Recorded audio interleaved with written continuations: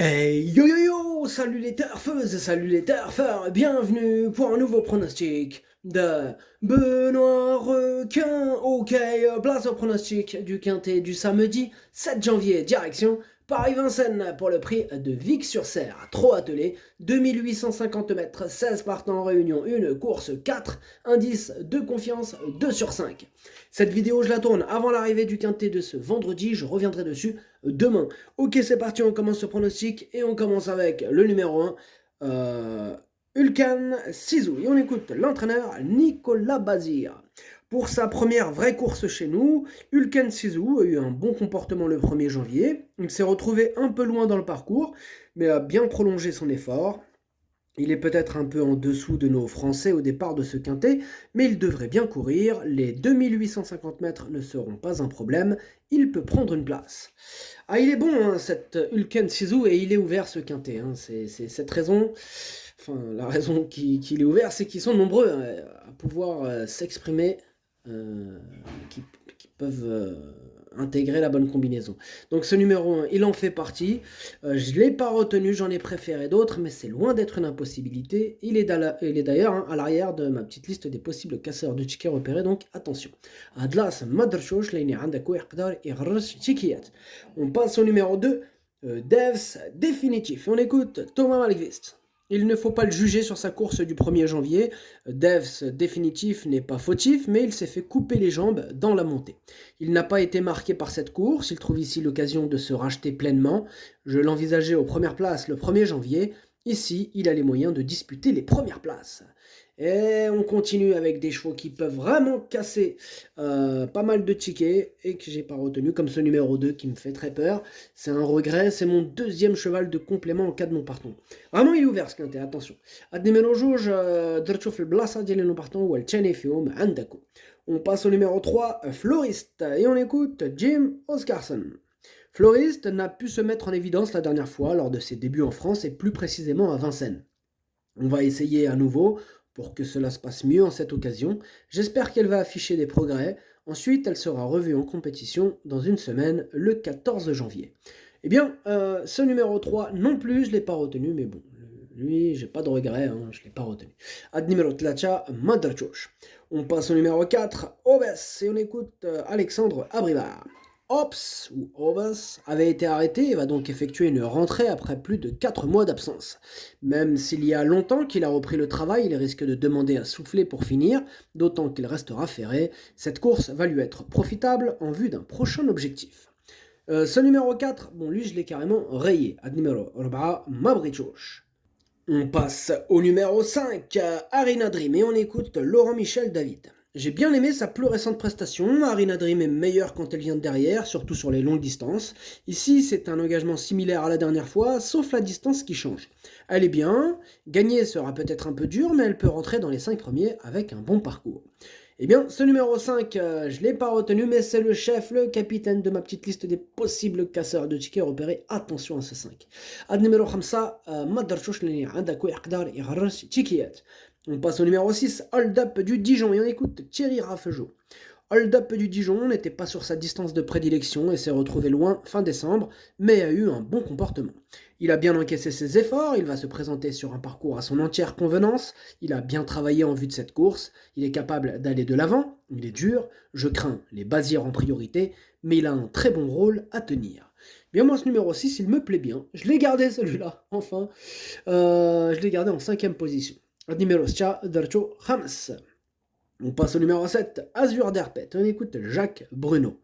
Azur Derpet a encore fourni une très bonne fin de course dernièrement sur une courte distance et a échoué de peu pour le premier accessite. Sur les 2850 mètres de la grande piste, il ne va pas falloir qu'il fasse d'efforts en partant. Ensuite, il va encore subir la course. Il devra donc bénéficier de circonstances favorables pour se faire ramener et placer sa pointe, mais une place reste à sa portée. Eh bien, ce numéro 7, je l'ai gardé, mais en bout de combinaison. On passe au numéro 8, Av7, et on écoute Nicolas Bazir. Av7 réalise une très bonne première partie de meeting et répond présent. Dernièrement, sur les 2100 mètres, il a terminé de belle manière, il va encore très bien se défendre à ce niveau, il est capable de s'imposer, il détient une chance similaire à celle d'Urella. Eh bien, ce numéro 8, c'est mon préféré, je l'ai installé en tête. Ad numéro 8, هو الأول ديالي. On passe au numéro 9, E and Me. On écoute Michel Lenoir. E and Me a gagné facilement en dernier lieu, il a plus de dureté que de vitesse et on peut aller devant avec lui à un rythme régulier. On peut tenter de l'alléger sur cette piste qui est bonne, d'autant que ses pieds sont parfaits en ce moment. Une course reste une course, mais tous les feux sont au vert concernant sa candidature. Eh bien moi, ce numéro-là, il me plaît beaucoup, je l'ai gardé très haut, en troisième position. Ad numéro 9, درجة ثالث. On passe au numéro 10, Happy Pacha. On écoute Alexandre Abrivard. Happy Pacha vient de courir à 2 reprises après avoir été arrêté. Il n'a pas convaincu, mais il n'est jamais bon lorsqu'il n'est pas rapidement dans la bagarre et qu'il est ferré. Samedi, il fait face à son premier objectif de l'hiver. Il sera plaqué devant et déféré des postérieurs. Comme lors de ses bonnes performances, le lot est bien composé, mais j'espère le voir jouer les bons rôles de ce quintet. Eh bien moi ce numéro 10, je l'ai gardé. Bon, en bout de combinaison, je l'ai tout de même gardé. Ad numéro 10, درجة 7. On passe au numéro 11, Help Me Win, et on écoute Sébastien Ouivet. Help Me Win a joué de malchance dernièrement dans une épreuve similaire. Elle s'est retrouvée bloquée alors que le sprint était lancé. Auparavant, elle avait pris la 2e place d'un lot intéressant. Elle est toujours au top et l'allongement de la distance ne va pas la déranger. Elle devrait accrocher une place à l'issue d'un bon déroulement de course. Eh bien, ce numéro 11, je l'ai retenu, sachez que c'est lui le 8e de mon pronostic. Ad numéro 11, Wal Chamendjeli. On passe au numéro 12, Orchestro, et on écoute Guillaume Richard Huguet. En dernier lieu, j'ai l'impression qu'Orchestro est tombé un peu léger d'allure. Être déféré des 4 pieds, ce n'est peut-être pas son truc. Il avait du gaz et son driver n'avait pas débouché les oreilles. Je pense qu'il aurait été dans le coup. Il revient bien, il est parfait au travail, c'est un lot dans ses cordes, il peut aller devant comme attendre, je pense qu'il devrait bien courir. Eh bien, ce numéro 12, moi je ne l'ai pas retenu, mais il est en plein milieu de ma petite liste des possibles troubles faits, donc attention. Ad numéro 12, ما درتوش وليني عندك ويقدر يغرش تشيكيات. On passe au numéro 13, Urella, et on écoute Nicolas Bazir. Urella a bénéficié d'un déroulement de course parfait le 27 décembre et s'est montrée à la hauteur au sprint pour s'imposer. C'était sur les 2100 mètres, elle est plus délicate au moment de la volte. Ensuite, elle est brave. Elle possède du fond, mais elle est plus performante en venant sur les autres. Avant le coup, c'est une belle chance. Eh bien, ce numéro 13, je l'ai gardé très haut en 2e position. Ad numéro 13, درجة Chani. On passe au numéro 14, Hamilton Renka, et on écoute Bruno Bourgoin. Hamilton Renka a du mal à retrouver la bonne carburation après avoir été arrêté.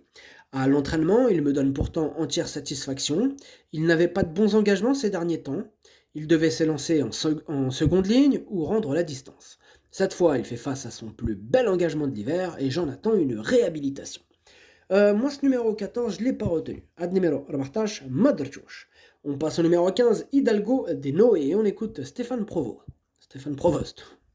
Hidalgo de Noé a bénéficié d'un break au second semestre 2022 afin de l'avoir au mieux pour la saison à venir.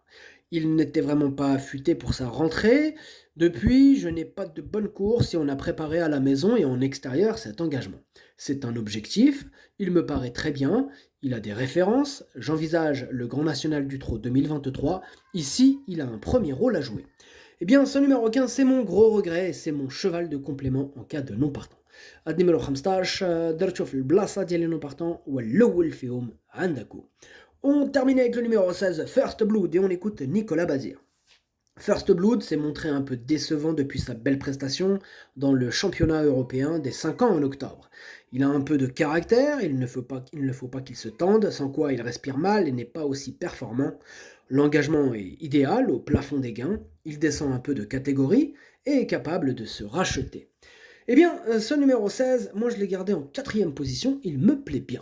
Ad numéro 16, درجة رابع. Le pronostic, ça donne 8, 13, 9, 16, 6, 7, 10. Merci d'avoir suivi cette vidéo. N'hésitez pas à mettre un pouce bleu si la vidéo vous a plu. Vous aidez ainsi grandement la chaîne. Pour accéder à tous mes tickets pour la course du Quintet, rendez-vous directement en description de la vidéo. À jouer avec modération. Bonne chance. Chopez-le-moi. Ciao.